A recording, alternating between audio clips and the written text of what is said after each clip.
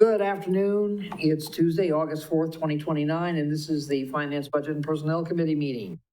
First thing on the agenda is you've had a chance to read the agenda. Does anybody have any conflicts of interest with the agenda right now? Or later, I don't care. If not, we'll move on.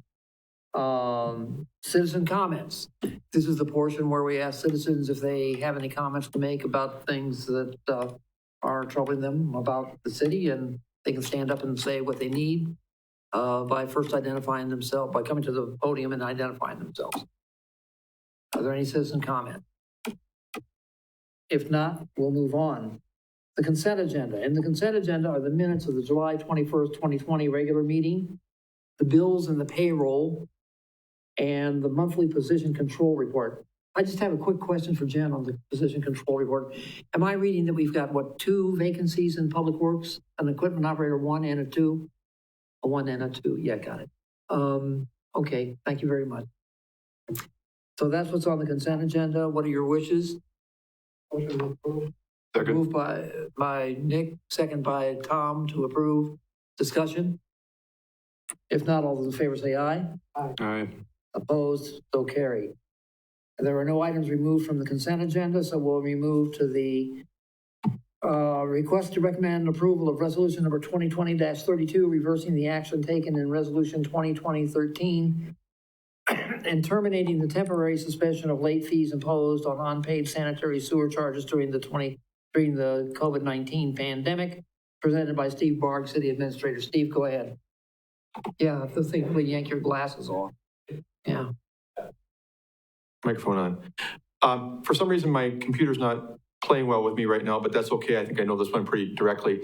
Back in April, when COVID-19 broke and we were looking at what we could do to help support our citizens in this community, we found out that the electric and water delinquent payments on those bills had been waived, the interest, the late fee interest on accounts during the COVID-19. PSC had given that directive and our municipal utility had followed it. So it seemed appropriate for us to extend that same grace in terms of forgiveness of late fees on sanitary sewer fees to our sanitary sewer customers.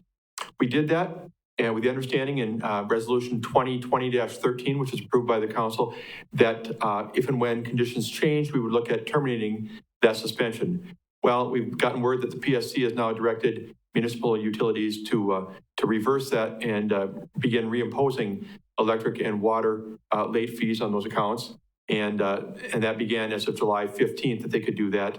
And so I'm recommending approval of resolution 2020-32, doing the same with late charges on sanitary sewer fees and to begin reimposing them.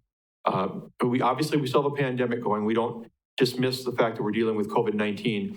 However, some of the impacts, those immediate impacts that people were feeling have maybe been alleviated a little bit. Certainly we have no longer have a stay-at-home order by the governor that has got businesses closed except for essential businesses. So things are slightly different, and I think that's why the PSC made the determination that they made recently.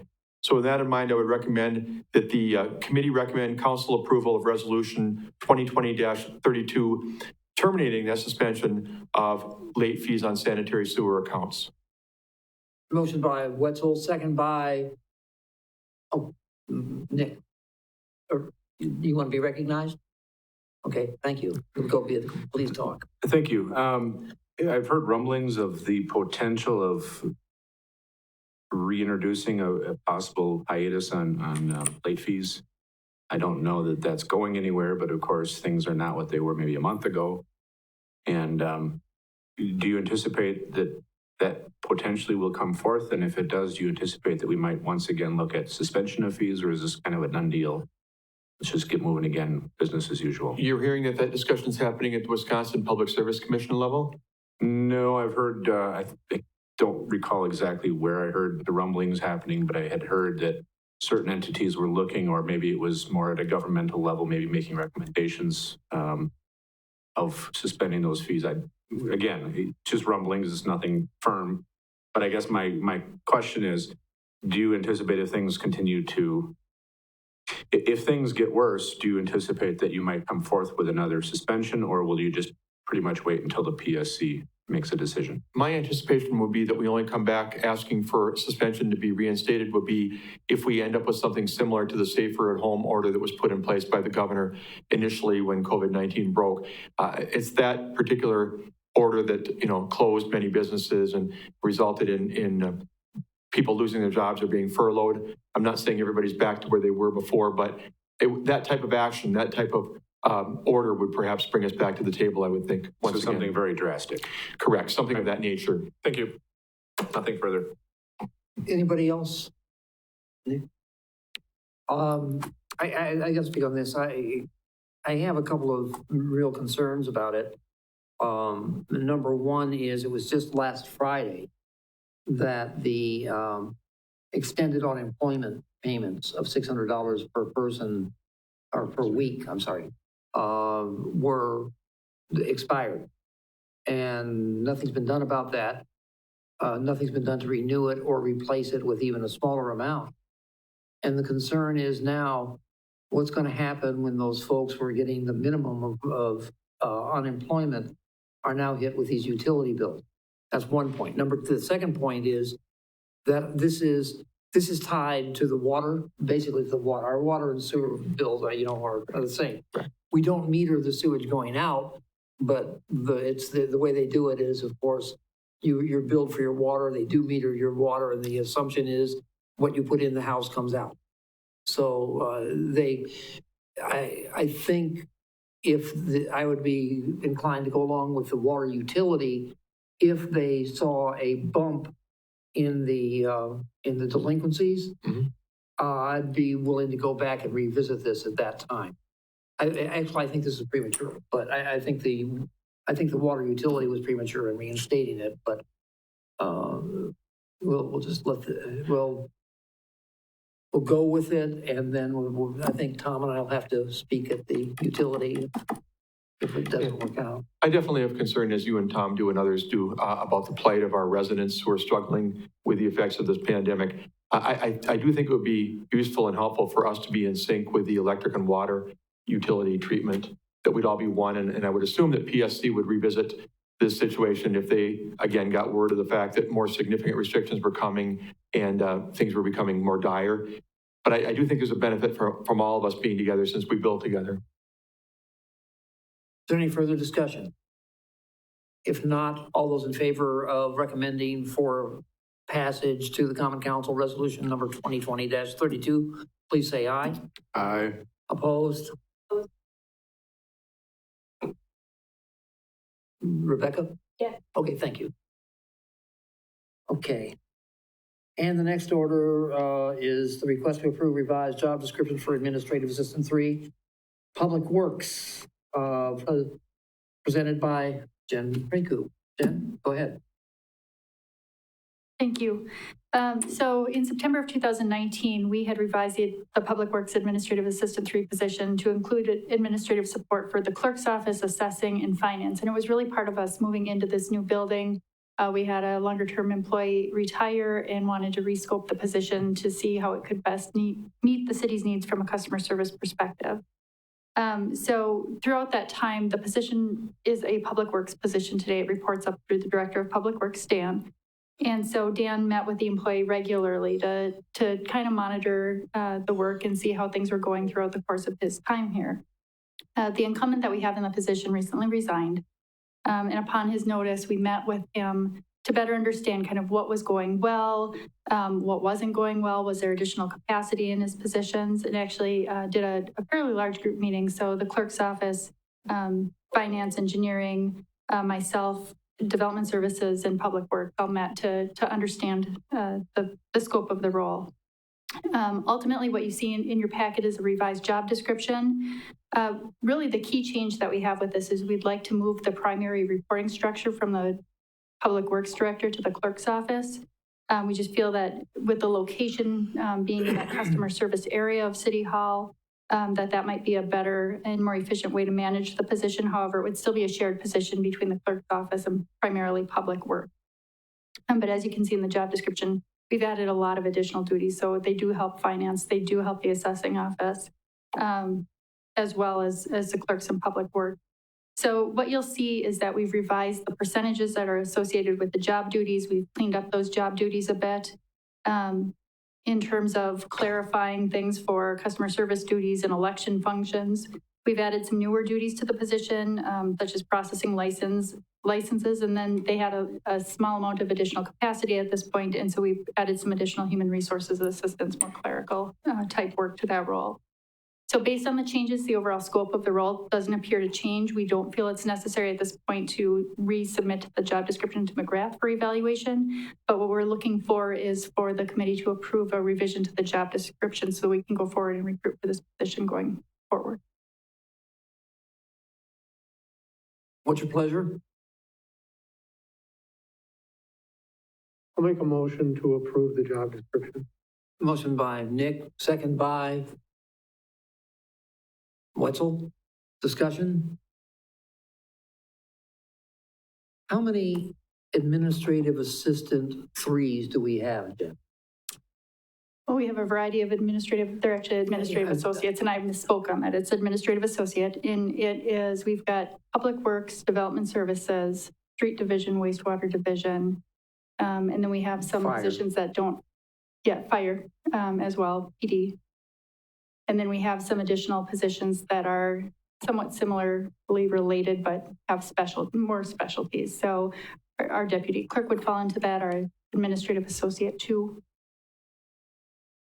That's well, what I think I'm struggling with a little bit here is the fact that what this person was doing that was pretty specialized into the engineering, public works director's realm.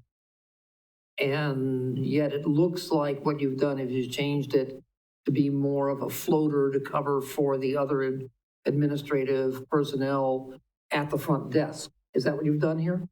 It is. It truly is more of a customer service position now that fields a lot of information for different departments. So what happens to the need of the Public Works and Engineering Department for administrative services? Like, I think the impressive thing in here was preparing the special assessment rules for the street projects. Mm-hmm. That requires some knowledge and it takes some time too. I don't know. Can I ask Dan how he feels about losing that? Oh, excuse me. Sure, you can ask. We're all part of this discussion of what makes sense at the front. And the bottom line is we don't have enough public works related activity for a full-time position. Over the course of time, there's been some improvements. Cole has done an outstanding job for us, and we were sorry to see him go. But as far as improving our processes and streamlining how our reporting is, even his work with the special assessments has helped us improve our methods there. So the bottom line we recognized after talking with Cole and his experience in that position is that we just didn't have full-time work for a public works administrative associate. And he was filling in a lot for the clerk during elections, for finance during tax collections, and in other areas in licensing and so forth. So we thought, let's make this a blended position that we can take advantage of the capacity in the position, still focusing on public works, but being available for these busy times in other departments. Ultimately, it's a customer service position at the front desk. So if there was idle time in this position, it didn't make sense for them to be in the front and not be able to serve customers in other departments. So it felt like this was it's a bit of a hybrid position, but it felt like it was a win-win for all the departments up front, plus improving our customer service. And okay, is the lowest pay grade administrative associate 1? Is that the lowest, and then 4 is the highest? Correct. And what was this position before? Was it a 3 or a 2? It was a 3. And so you've downgraded it? No, it would remain the same because the work that it was doing prior is still included, the special assessments and those types of things. The pay grade is lower. No. Yeah, you just said it was a 3 and you downgraded it to a 2. No, it would remain a 3. It will remain a 3. Okay. All right. Tom. Thank you. It was my understanding that one of the appealing situations of moving into this building as opposed to the other building was that the number of customer service people needed would be far less. Instead of multiple floors with multiple windows and then having to have a person at each of those windows, having a combined situation here where a few people can cover what many people did in the old building, I think was one of the appealing prospects in terms of potential cost savings. So I guess it makes sense as long as Public Works isn't losing out on FTE that is required for that department. I guess it makes sense to do the cross coverage. It does seem a little confusing sometimes when a person walks up to the counter, not exactly sure which person to talk to. If they all, I mean, if they have their specialties, but all can kind of assist, I think that makes a lot of sense. So I guess this would be a good step toward that. Jen, would it be, in the future, when you have all sorts of spare time, obviously, would it be possible for you to look at creating basically well, not only a pay scale, but also a niche that all administrative services reported to the clerk's office? All of them, instead of the scattershot thing that we've got going here. True, they can have specialties, but I mean, if what Tom is saying makes a lot of sense too, is that whole group there should be one cohesive unit and working off of one set of protocols and that sort of thing. So if you, sometime in the future, if you take a look at that, I'd love to see it. Sure. I can address a little bit of that now. I think what we've seen, and Dan and Deb can certainly add to that as well, is we have seen a lot of cross-training between finance and clerk's office. It really is kind of in that model already. When we have our deputy clerk and our administrative associate too from the clerk's office that are there, they will certainly help with different things. We have an accounting tech, and we have our accountant that's sometimes up there, as well as our accounting clerk. There is a pretty good mix of ability and skill set that has been acquired over this past year that we've been in the building, where they do cross-function quite a bit already. So it's certainly something we can look at and talk about and bring back to you. You might find it interesting that you're going down this path, and the county, what we learned today, that HR is in the process of putting together a separate pay scale for all administrative assignments. So they're all going to be separate from the regular pay schedule, and that's what. So they're trying to put them together because all the job requirements, no matter what department you're working in, but all the job requirements are very, very much the same. All the skills and the knowledge that you have. So that's why I think we should probably look at it or something like that here. So, okay, we have a motion and a second on the floor. Is there any other discussion? If not, all those in favor say aye. Aye. Opposed? Motion carries. Okay, next up is, me. At the last meeting, I gave you the initial presentation on a plan to have an ethics board. And I just this morning, about 6 o'clock this morning, I got the email from HAP where he had finally taken a look at the thing, and it looked like he ran out of red marker for a while, but it turned out that most of his comments were about the legal portion of it, as opposed to the plan itself. What I handed out to you is the version you've got now is the one with HAP's changes in it. I've integrated them into it. I haven't done a real good job of it. That's why I'm not gonna try and vote on it tonight. But I think at this time, I'd like to give you some of the highlights of what the purpose behind it is and what I'm trying to accomplish with this ordinance. Well, number one is we've got probably one of the better ethic codes in the state, and HAP acknowledged that in his comments to me. That what we've got actually two. It's broken up into two sections. It's 3.1 3.310 and 3.340 in the city policies and procedure. 3.1, I took out of here. And I took that out of here because that deals primarily with employee performance and employee discipline, which is generally and rightfully handled by the supervisor and the city administrator and the HR director, HR department.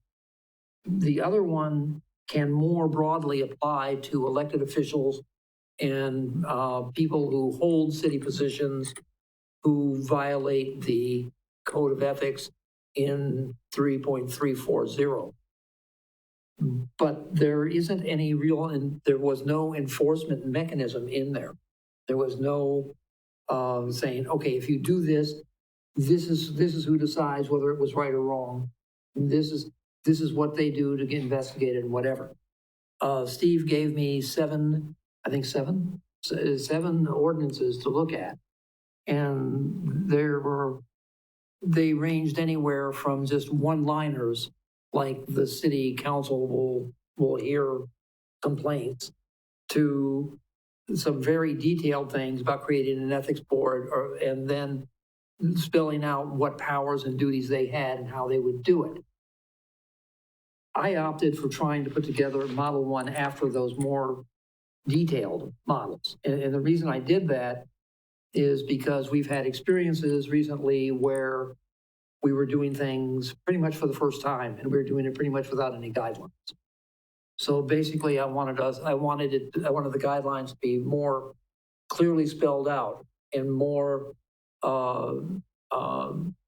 conducive to allowing us to get at facts and separate truth from fiction in a lot of cases. I do think having this kind of structure can help us, can keep us out of court cases in the long run. I honestly believe that this can keep us out of court. Hap says it might be more like court, but I don't know. Basically, the other, what some of the highlights are, we would ask, like many other companies do, for employees to fill out an annual conflict of interest statement. Let us know what companies, if any, they are associated with that the city might do business with. An example is when my wife worked for Security Health, she had to put in that I was on the city council and the city buys insurance from Security Health, and therefore there might be a conflict. They looked at it and determined no conflict. That's the kind of thing they'd be looking at. I mean, there's some very easy stuff in there, but there are some things where that gets much closer to the line and things that we're all aware of. And that's the kind of thing they would look like in here. There is also a provision in here where an employee or a city council member could ask the ethics board for a determination, saying, there's something here that I want to do. I haven't done it yet, but can you give me a determination? And they can meet in closed session, they can make a decision, and they can they can advise the employee or the council member or the elected official or whatever about the propriety of it, and keep it confidential so that if there's no conflict, nobody's reputation is sullied or spoiled in any way, shape, or form. Then, of course, there is the lengthy procedure of what happens if a complaint is made and if the complaint is found to have merit.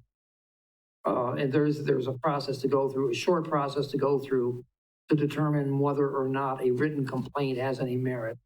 And then there's a process to go through. And then then their findings and conclusions are turned over to the Common Council, and the Common Council will use whatever the sanctions that are provided in 3.340. So essentially, those are the highlights of it. And working out the details of it is something else. I know Steve's seen it. I know, Steve, you had also made some corrections here too, I believe. I thought Hap's email said you had made some corrections also, but maybe If I not. did, they were fairly minor in nature. Okay. But anyway, that's the basic of it. This thing needs a lot more work before we try and take it any farther, but I wanted you to have an overview and overview of my thoughts on why we needed to do it. And I'll be happy to answer any questions if you have them. Yeah, Tom, So you're anticipating lots more changes to this then? what? You're anticipating a lot more changes to this? Or is this? No, if anything, it'll be less pages. Okay. Just a real quick question. It talks about 3 members. Are we looking at any members being elected officials, or are these all? No Community elected members. officials. And the reason for no elected officials is quite often there are complaints against elected officials and they don't want the elected officials judging elected officials. Okay. And then another quick question.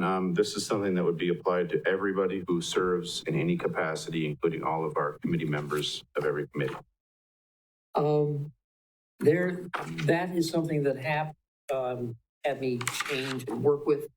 And I think we use I'm trying to find out where it was here. Because it says here under 12A, A, powers of duty, letter C. I don't, the numbering and lettering is kind of messed up. Appointed to a city commission, board, or any other position requiring approval by the common council upon adoption of this ordinance. Yep. This will complete a form. Yep. So the conflict of interest form would apply to everybody on every committee. And yeah, I don't personally have a problem with that. In my previous position I held, I had to fill out a form every single year that said I wasn't making money on what I did, or didn't represent any businesses. Yeah. The only concern I would have, I hope it doesn't scare people away, but I mean, it really is not a big deal. Just no, and I agree that's one thing that bothers me is that it could scare people away. But at the same time, I would like the public to know that we're being as transparent as we possibly can be, and that we're very serious about maintaining ethics in government. Yep, I mean, I don't know. I know Becky's probably heard, of all kinds of stuff about elected officials and what the public thinks of elected officials. And basically anything we can do to change that image is a plus in my book. Okay. Anybody else? Well, I'll be bringing this back after I clean it up further. So, and hell, by the way, HAP suggested that it's going to take 2 different forms. One will be a resolution changing the, amending it, appending it 3.340. And the second thing would be an ordinance to create the actual, committee. So those are the 2 things he told me in an email. So if you have no other questions, we'll just put it off for a new meeting. Okay, and with that, we'll move on. Those of you who are still awake, we'll go to the report on the recent TIF district audits by Ron Alman. Ron. Thank you, Ed. Trying to make sure I can see everybody here. In your packet, you have the lengthy TID audit reports and a cover memo. By statute, we're required to have 3 audits during the life of a TID at 30% of expenditures, the end of the expenditure period, and at the closeout. Previously, the city had elected to forego the first 2 audits. And anecdotally, the reason I was given is that we had the city or city officials had said that our financial audit, was good enough. So, when we look back at this, we thought this was a good practice that we should follow. So initiated the audits of PIF 4, 7, and 9. So they're a little bit after the fact. And what does that audit actually do? The auditors aren't here because I asked, and they said they typically don't present this. So I ran by them. I didn't want to oversell what the audit does and doesn't. So I kind of picked up the verbiage from CLA, even though they're not here. And they said it's a statutorily required audit that verifies that revenues and expenses are reported correctly for the TIDS as of the report date. The financial statements are prepared on the basis of the financial reporting provisions of the Wisconsin DOR. So it's not an accounting standard, it's a statutory standard reporting what's in there. And to me, the important thing is, I said, is it fair to say that the expenses were allowable costs to the TIDS? And he said, that's a fair statement. Because that was kind of the big concern, that we'd get this far along and we'd find there was a lot of unallowable costs in the TIDS. So what they did for procedures is they're really thorough. They looked through all the Joint Review Board minutes, back 10, 12 years, the reports, annual filings, the development agreements, project plans, amendments, financials, revenue side items, and everything else. So one thing you'll note is if you look through the report, maybe you won't note, is since what they're preparing is a schedule of revenues and expenses, it's the actual amounts. So if they're not going to tie to our annual financial statement audits, because if you recall, we're using these transfers, and then had a big catch up in 2018. So what these reports are as if they were actual expenses and revenues at the time. So when we get to inception to date, it's the same. However, it's kind of stating it by year in the report, where we were using a different method. So there was no findings, which we're very happy because we were concerned about allowable costs to the TIDS.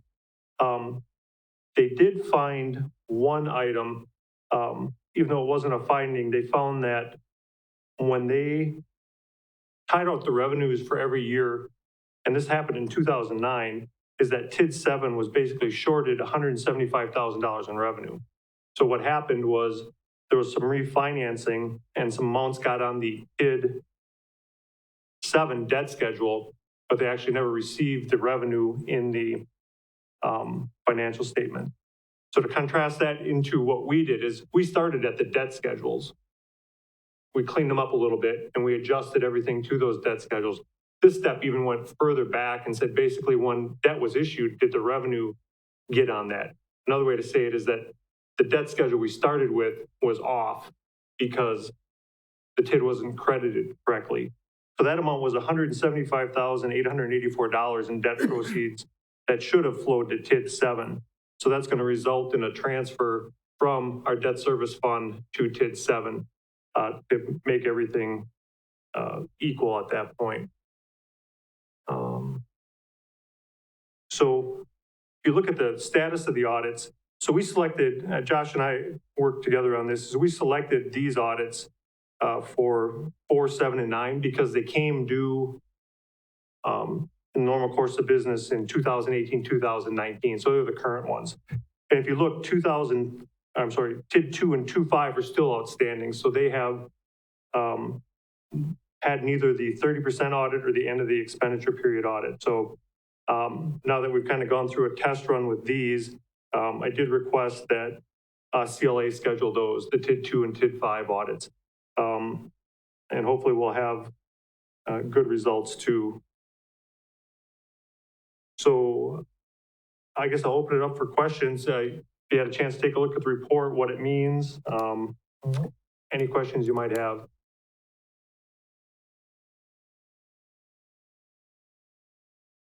Okay, just a question. You're going to take that, what, 175,000?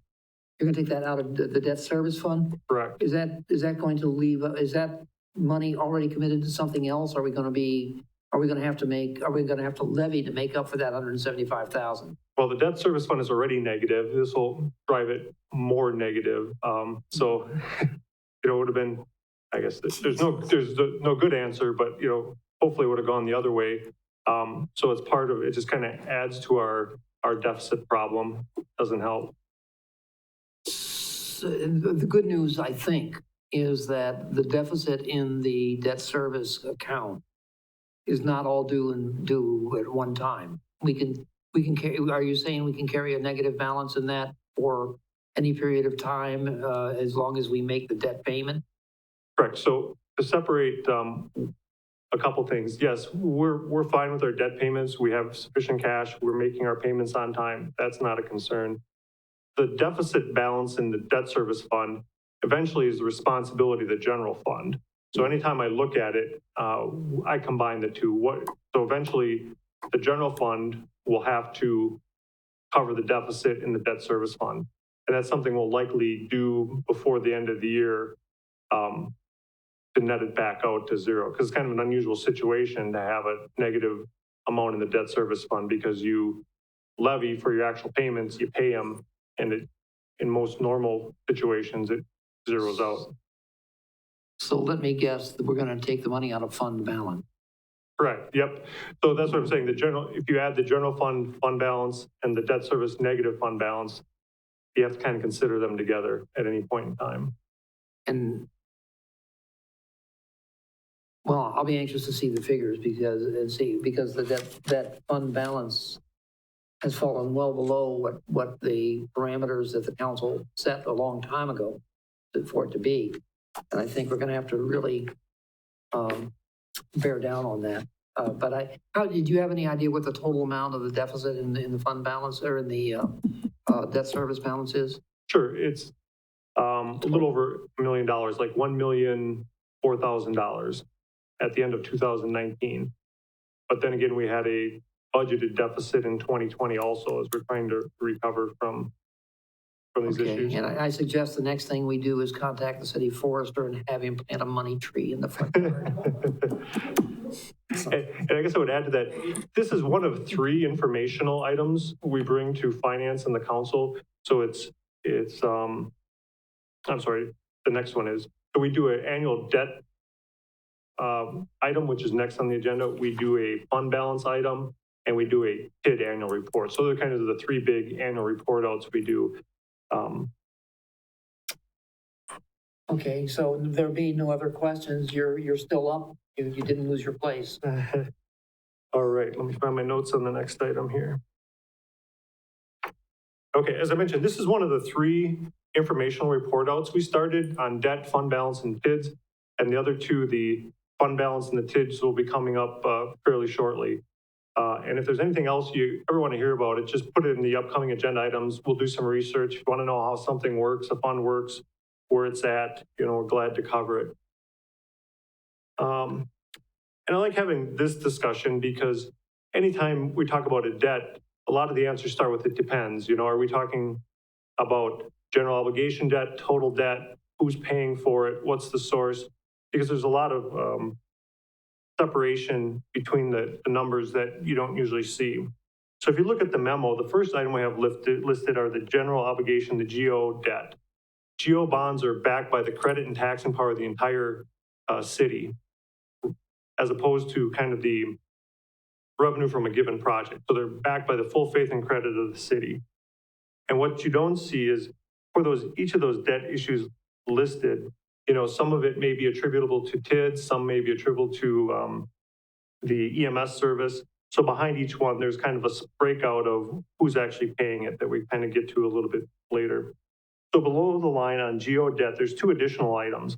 One is 2018 sewer refunding, and the other is the 2017 CDA bonds.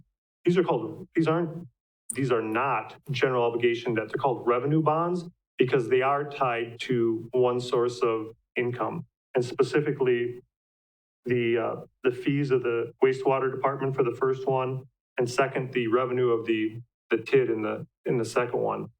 So as you can imagine, these are probably a little higher risk to someone buying our bonds, and conceptually would carry a higher rate of interest, because why would you buy the CDA bond that's tied to one revenue source when you could buy a GO bond from the city that's backed by the full part of the city?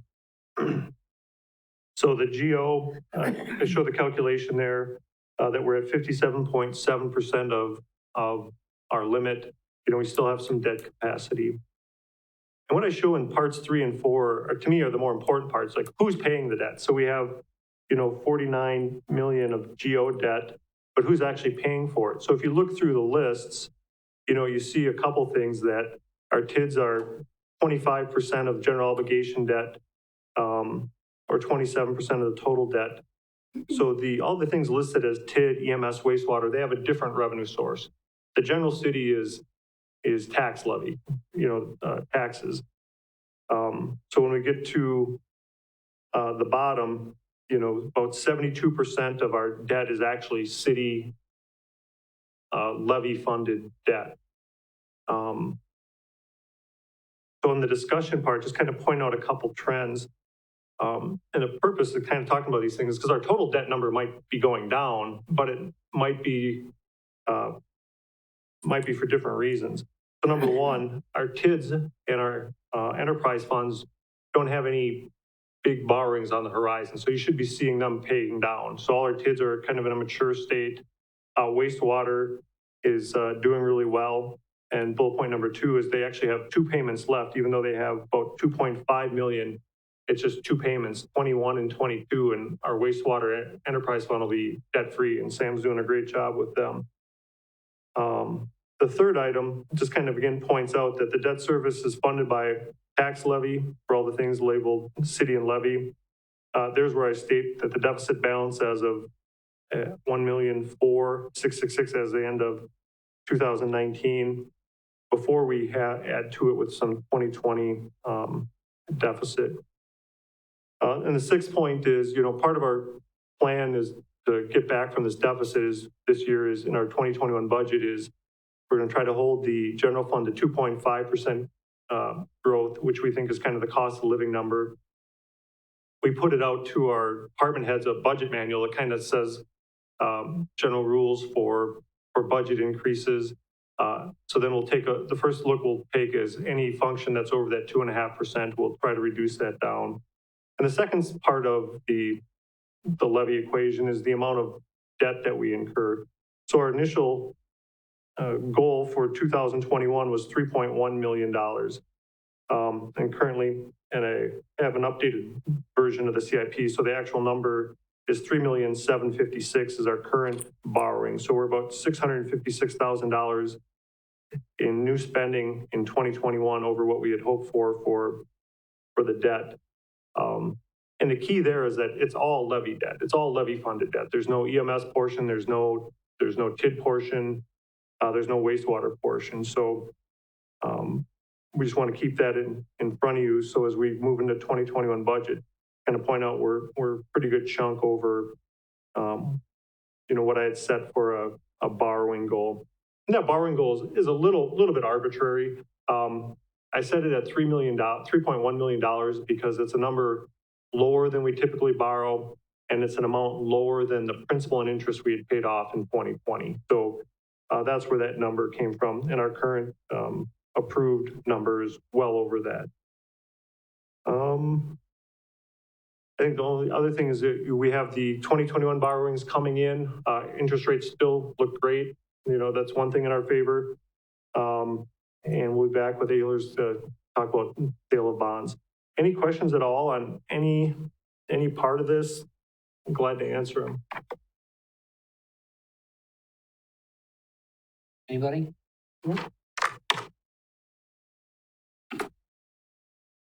That, two things. First of all, in general, on the reports that we got on the TIDs, with those individual balance sheets for the TIDs, boy, am I glad to see those. I mean, that's something I don't think we saw before. And I really appreciate having that information that as a policymaker, that makes me feel much better, makes me feel more confident in the kind of decisions we've got to make here on the council, sort of TID. My only concern about our debt status is that